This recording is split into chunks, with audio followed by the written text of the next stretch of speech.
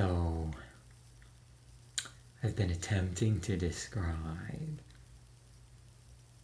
the glory and wonder and the goodness of God, his goodness towards us, the way that, like, he is so infinitely good beyond anything we can possibly imagine, and the goodness that he thinks towards us, the thoughts he has, all for our good, outnumber the sand on all the beaches in the world by a vast number. Like, he is so good towards us, beyond understanding, beyond fathoming. And there's this overwhelming sense of his goodness that I'm seeing as he's showing me this. But then I see all of these saints filled with the Holy Spirit, surrounded, like, splashed in the water of life. Like, the Holy Spirit is the source of everything that he's giving to minister through them to the Father and the Son.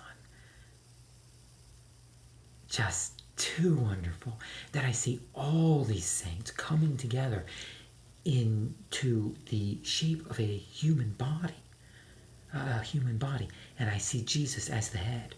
So there's Jesus as the head, and all of us saints, ten thousands of 10,000s,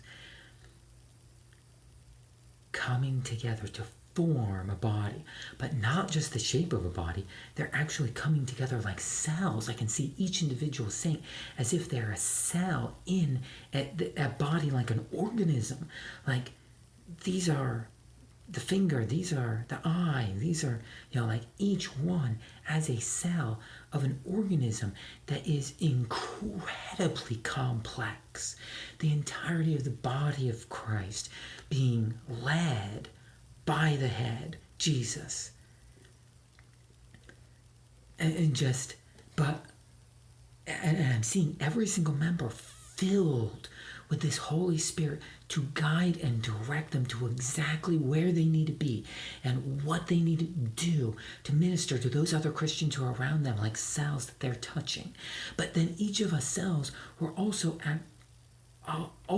we're moving through that body. We're like blood cells moving through the body, and as we pass other cells, we're delivering this from, like, everything's from the Holy Spirit. There's nothing of us, and then we're picking up this, and everything, like, absolutely everything has its source in the Holy Spirit. That with where to go, who to meet, who we're touching and passing and are, like, just interacting with, just all throughout the body, and unsafe people that we're meeting and interacting with, all by this, like, this incredibly complex and genius design and weaving and guiding and leading by the Holy Spirit of absolutely every single saint to be exactly where they need to be, to minister what the Holy Spirit's giving. Like, none of us could possibly comprehend.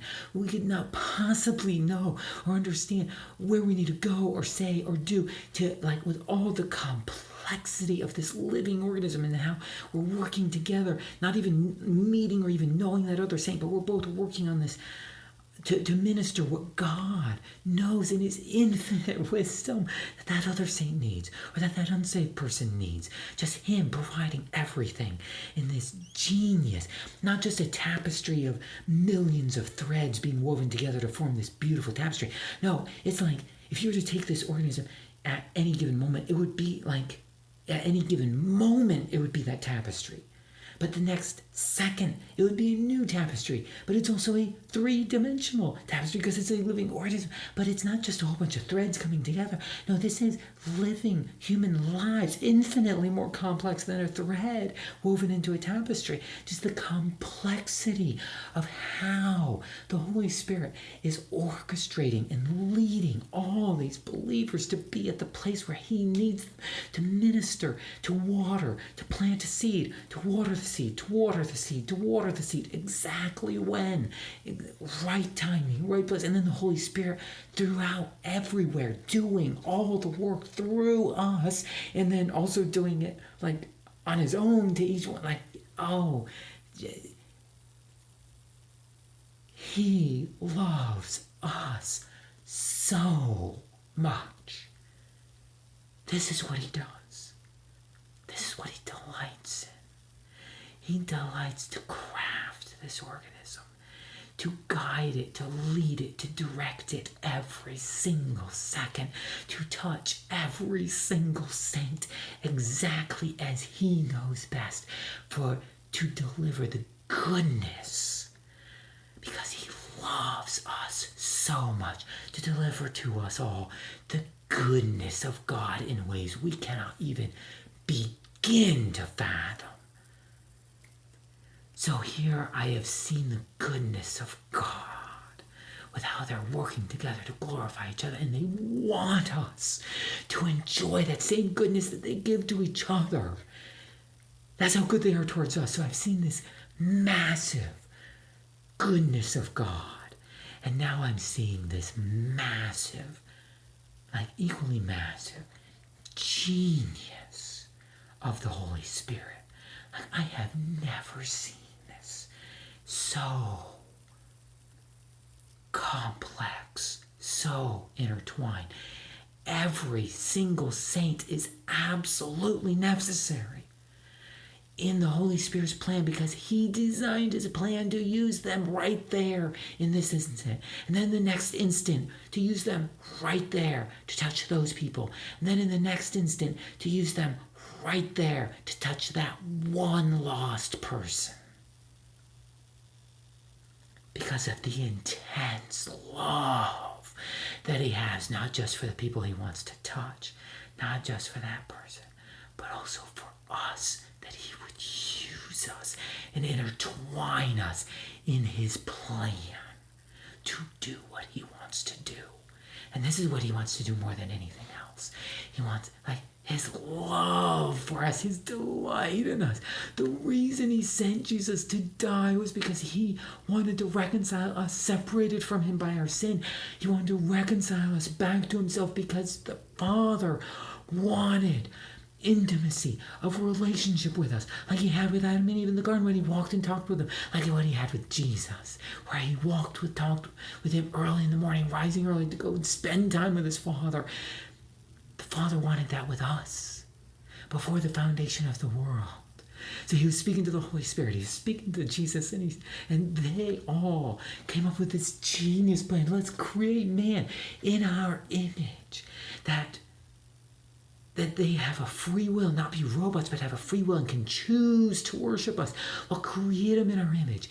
And then, of course, like, we can see the future. We'll see that they'll sin, they'll rebel against us. But then, Jesus, you're going to go, you're going to die. You're going to reconcile them back to us so that they can be here with us, right here in the middle of us.